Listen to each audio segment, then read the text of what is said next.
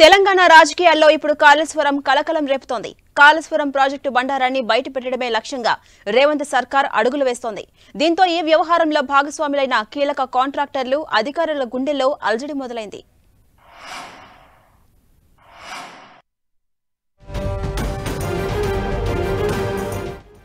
రాజకీయ వర్గాల్లో, అధికార వర్గాల్లో కాళేశ్వరం అంశంపై ఇప్పుడు విస్తృత చర్చ జరుగుతోంది. 1,00,000 కోట్ల రూపాయలకు పైగా వ్యయంతో చేపట్టిన కాళేశ్వరం ప్రాజెక్టులో భారీ అవినీతి జరిగిందని, ప్రాజెక్టు డిజైన్లో లోపాల వల్ల, నిర్మాణంలో నాణ్యత పాటించకపోవడం వల్ల ఈ ప్రాజెక్టుకు మున్ముందు కూడా ఎన్నో సమస్యలు ఎదురు కానున్నాయని కాంగ్రెస్ పార్టీ మొదటి నుంచి ఆరోపిస్తోంది. గత అసెంబ్లీ ఎన్నికల్లో ఇది ఒక ప్రధాన అంశం కావడంతో పాటు కాంగ్రెస్ ప్రభుత్వం కొలువుదీరిన తర్వాత పలువురు కీలక మంత్రులు ఈ అంశాన్ని పదే పదే ప్రస్తావిస్తున్నారు. కాళేశ్వరం ప్రాజెక్టులో భాగమైన మేడిగడ్డ వద్ద డిసెంబర్ 29 శుక్రవారం రాష్ట్ర నీటిపారుదల శాఖ మంత్రి ఉత్తమ్ కుమార్ రెడ్డితో పాటు కీలక మంత్రులు కోమటిరెడ్డి వెంకటరెడ్డి, పొంగులేటి శ్రీనివాసరెడ్డి, దుద్దిళ్ల శ్రీధర్ బాబు, పొన్నం ప్రభాకర్ తదితరులు నీటిపారుదల శాఖ ఉన్నతాధికారులతో పవర్ పాయింట్ ప్రెజెంటేషన్ ఇప్పించి కాళేశ్వరం ప్రాజెక్టులో ఉన్న లోపాలను మరోసారి బహిరంగంగా ఎత్తి చూపారు. ఈ సందర్భంగా కోమటిరెడ్డి వెంకటరెడ్డి, పొంగులేటి శ్రీనివాసరెడ్డిలు చేసిన వ్యాఖ్యలు చూస్తే కాళేశ్వరం ప్రాజెక్టు వ్యవహారంలో కింగ్ పిన్ గా వ్యవహరించిన కాంట్రాక్టర్ పై అనుమానాలు మరింత బలపడుతున్నాయి.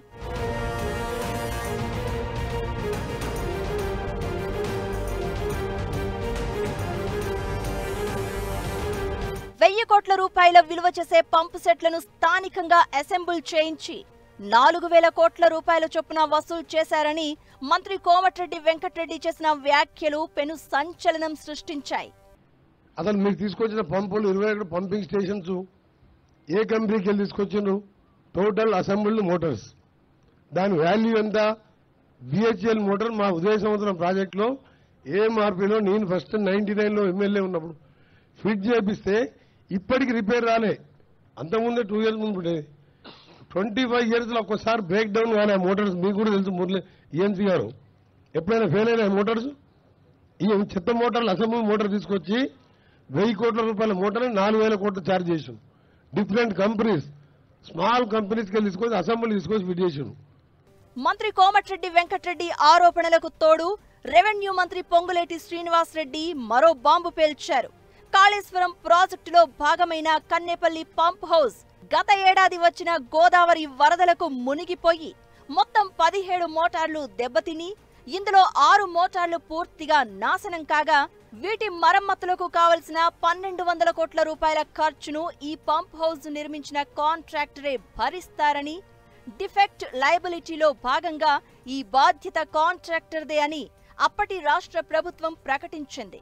ఈ ప్రకటనకు విరుద్ధంగా పంప్ హౌస్ రిపేర్ బిల్లులు చెల్లించాలంటూ కాంట్రాక్టర్ దరఖాస్తు చేశారని, ఇది పెండింగ్ లో ఉందని మంత్రి పొంగులేటి శ్రీనివాసరెడ్డి వెల్లడించారు.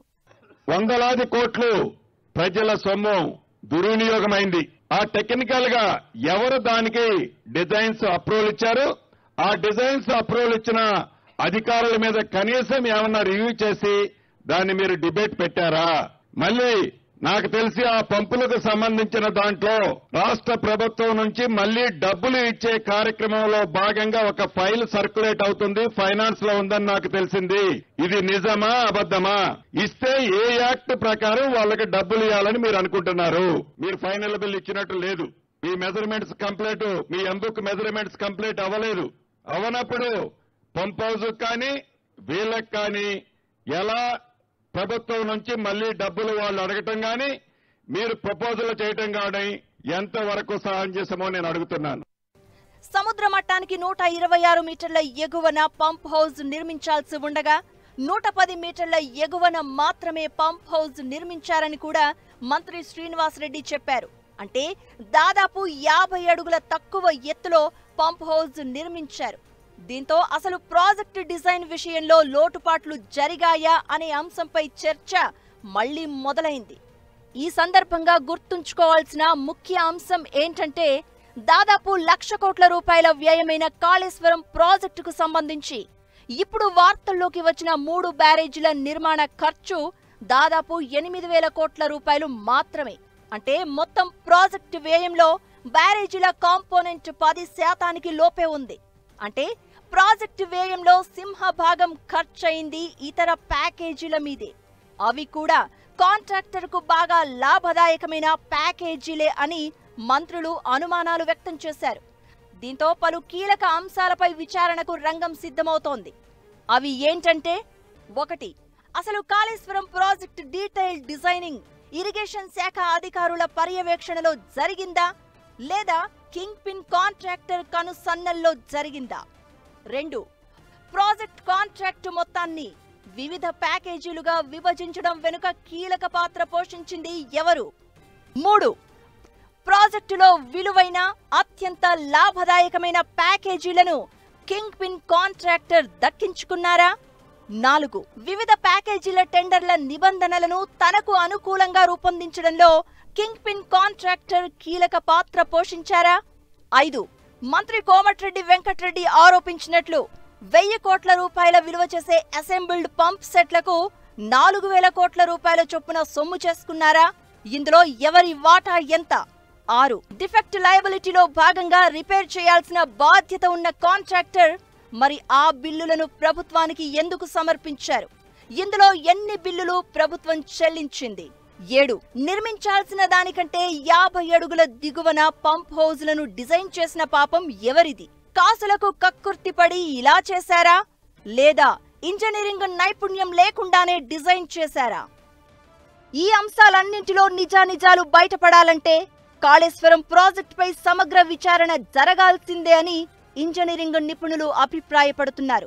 మేడిగడ్డ బ్యారేజీలో పిల్లర్లు కుంగిన నేపథ్యంలో ఈ మొత్తం వ్యవహారంపై సమగ్ర విచారణ జరిపేలా సిబిఐని, సీరియస్ ఫ్రాడ్స్ ఇన్వెస్టిగేషన్ సంస్థను ఆదేశించాలని కోరుతూ తెలంగాణ కాంగ్రెస్ సీనియర్ నేత నిరంజన్ ఇప్పటికే తెలంగాణ హైకోర్టును ఆశ్రయించారు. ఈ విచారణ ఇంకా పెండింగ్ లోనే ఉంది. కాళేశ్వరం ప్రాజెక్టుపై ఇటీవల కాలంలో controller and auditor general CAG కార్యాలయం కూడా విస్తృతంగా అధ్యయనం చేసి ఒక నివేదికను తయారు చేసే పనిలో ఉన్నట్లు తెలుస్తోంది. కాగ్ నివేదికలో మరిన్ని వాస్తవాలు వెల్లడయ్యే అవకాశం ఉంది. ఈ పరిణామాలన్నీ కింగ్ పిన్ కాంట్రాక్టర్లో ఆందోళన కలిగిస్తున్నాయి. రాష్ట్రంలో చేపట్టిన వివిధ ఇరిగేషన్ ప్రాజెక్ట్ కాంట్రాక్టుల్లో రింగ్ మాస్టర్ పాత్ర పోషించినట్లుగా ఆరోపణలు ఎదుర్కొంటున్న ఈ కింగ్ పిన్ కాంట్రాక్టర్ గత అసెంబ్లీ ఎన్నికలకు ముందే రాగల మార్పును పసిగట్టారు. అంతేకాదు అధికార మార్పిడితో రాగల ఇతర మార్పులను దృష్టిలో ఉంచుకుని ముందు జాగ్రత్త చర్యగా కొందరిని ప్రసన్నం చేసుకునే పనిని కూడా ఎన్నికలకు ముందే నిర్వహించారు. అయితే కాళేశ్వరం ప్రాజెక్టులో భారీ అవినీతి జరిగిందని ముఖ్యమంత్రి రేవంత్ రెడ్డితో పాటు ఆయన మంత్రివర్గంలోని పలువురు కీలక మంత్రులు బలంగా నమ్ముతున్నారు. కాళేశ్వరంపై న్యాయ విచారణ జరిపించనున్నామని ముఖ్యమంత్రి రేవంత్ రెడ్డి ఇప్పటికే స్వయంగా ప్రకటించారు. ఇప్పుడు ఆల్రెడీ కాళేశ్వరం మీద ఆర్డర్ ఇచ్చినాం, చూసినావు కదా. మేడిగడ్డ, అన్నారం బ్యారేజ్ల మీద ఏం చేయదలుచుకున్నాం ఇచ్చినాం. అదే విధంగా ఛత్తీస్గఢ్ది యాదాద్రి, భద్రాద్రి మీద కూడా ఆర్డర్ ఇచ్చినాము. దాంట్లో జ్యుడిషియల్ ఎంక్వైరీలో ఎల్ఏ వివరాలు, రికవరీ, రెవెన్యూ రికవరీ యాక్టులు ఇవన్నీ ఉన్నాయి కదా. అప్పుడే అయిపోలే, ఇంకా 30 రోజులే కాలే, ముందుంది కదా ముసళ్ళ పండుగ. ముఖ్యమంత్రితో పాటు కీలక మంత్రులు అందరికీ ఈ విషయంపై మంచి పట్టు ఉండడమే కాక ఈ వ్యవహారంలో నిజం నిగ్గు తేల్చాలన్న పట్టుదల కూడా ఉంది. దీనికి తోడు ఈ వ్యవహారంపై హైకోర్టులో విచారణ కూడా పెండింగ్ లో ఉంది. ఇదంతా సీరియస్ గా జరిగితే మాత్రం కింగ్ పిన్ కాంట్రాక్టర్ కు కష్టకాలం రాకమానదు. మేనేజ్మెంట్ కళలో ఆరితేరిన కింగ్ పిన్ కాంట్రాక్టర్ ఈ ముప్పును ఏ విధంగా మేనేజ్ చేస్తారో చూడాలి.